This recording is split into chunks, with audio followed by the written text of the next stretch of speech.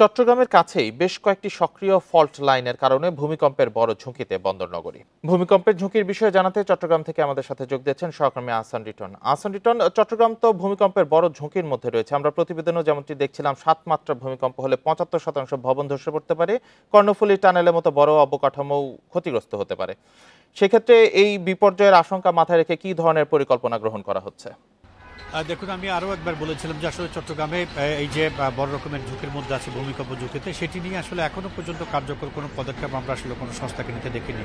আপনি জানেন যে আসলে গত কয়েকদিন আগে যে ভূমিকম্পটি সারা দেশে হয়ে গেল, তাতে আমরা দেখেছি ঢাকায় বেশ কয়েকজন মারা গেছে, বেশ কিছু ভবন ক্ষতিগ্রস্ত হয়েছে, কোনোটি দেবে পড়েছে, কিন্তু চট্টগ্রাম ভাগ্যবশত কোনো কিছু হয়নি। এবং সেই কারণে দেখছি ঢাকায় যেরকম খুব বেশি এটি নিয়ে আলাপ আলোচনা হচ্ছে, চট্টগ্রামে তেমন কোনো আলাপ আলোচনা নেই।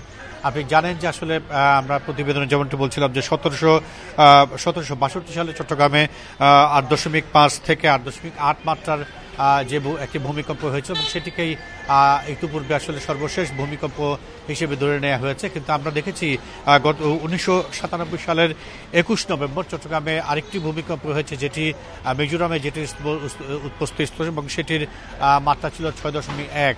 আমরা দেখেছি আসলে এইটির কারণে চট্টগ্রামের হামজারবাগ এলাকায় একটি ভবন পুরোপুরি ধসে পড়েছিল। সওদাগর ভিলার নামে সেই ভবনে ২৩ জন মানুষ অকাতরে প্রাণ হারিয়েছিল। আমরা দেখেছি ওই সময় সেই ঘটনার পর প্রশাসন থেকে শুরু করে যে সমস্ত প্রতিষ্ঠান এই বিষয়গুলো নিয়ে কাজ করে, তাদের মধ্যে বেশ তোড়জোড় আমরা দেখেছি। কিন্তু পরবর্তীতে আস্তে আস্তে এবং অন্য সব কিছুর মতো সেটি তো আসলে ভাটা পড়ে যায়। তো আপনি যেটি বলছিলেন যে আসলে এই ভূমিকম্প নিয়ে যেহেতু বড় রকমের ঝুঁকির মধ্যে চট্টগ্রাম আছে, বলা হচ্ছে যে ভূমিকম্প যদি বড় রকমের হয় তাহলে কর্ণফুলী টানেল থেকে শুরু করে চট্টগ্রামের ৭৫% ভবন এবং স্থাপনা ঝুঁকির মধ্যে আছে, এবং সেই বিষয়টিকে মাথায় রেখে কার্যকর কোনো পদক্ষেপ নিতে আমরা এখনো পর্যন্ত দেখিনি।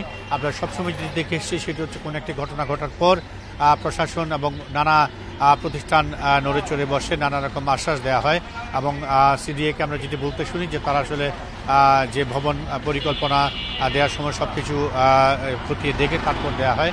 কিন্তু আমরা দেখছি আসলে নানা জায়গায় একটি ব্যত্যয় ঘটছে, এবং এই যে ব্যত্যয় সেটিকে আসলে নজরদারি কিংবা তদারকি করার জন্য সিডিএ কিংবা অন্য কোনো প্রতিষ্ঠান থেকে আমরা কোনো নজরদারি দেখি না। ফলত যেই ঝুঁকির মধ্যে পুরো চট্টগ্রামবাসী আছে সেই একই ঝুঁকিতে রয়েছে, এবং সামনে যদি বড় রকমের ভূমিকম্প হয় সেক্ষেত্রে আমাদের বিশেষ করে যেমনটি বলছিলেন যে চট্টগ্রামের ৭৫% ভবন ধসে পড়তে পারে, এবং সেক্ষেত্রে এই যে প্রায় ৮০ লক্ষ মানুষের বসবাস চট্টগ্রাম নগরী এবং নগরীর বাইরেও যারা আছেন সবাই আসলে ঝুঁকির মধ্যে আছেন, এবং সবাই মনে করছেন যে খুব দ্রুত সময়ের মধ্যে এটির একটি কার্যকর ব্যবস্থা যদি নেওয়া না হয়, যারা বিভিন্ন রকমের আইন লঙ্ঘন করছে তাদের বিরুদ্ধে যদি ব্যবস্থা নিয়ে সেই অনুযায়ী যদি শাস্তির ব্যবস্থা করা না হয়, তাহলে যেই ঝুঁকিতে আমরা সবাই আছি সে একই ঝুঁকিতে সবাই থাকবে, এবং এটি থেকে সবাই আসলে পরিত্রাণ চায়।